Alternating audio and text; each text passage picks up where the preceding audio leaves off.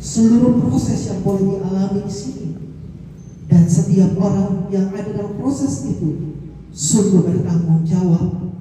Dan semua orang yang ada di sini Tuhan menjadi sahabat seperjalanan bersama untuk saling mendukung satu dengan yang lain untuk kemajuan Stikes Laki Padada Tanah Toraja dan SMK Laki Padada Tanah Toraja ini.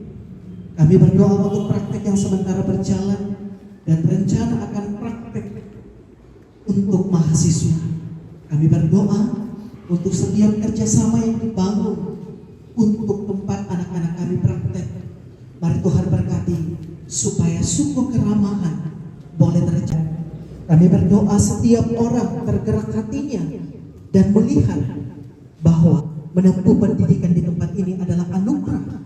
Untuk itu Tuhan, penerimaan mahasiswa ini semakin dikenal oleh masyarakat dan melihat bahwa kesempatan untuk belajar di Stikes Laki Padada adalah anugerah dari Tuhan.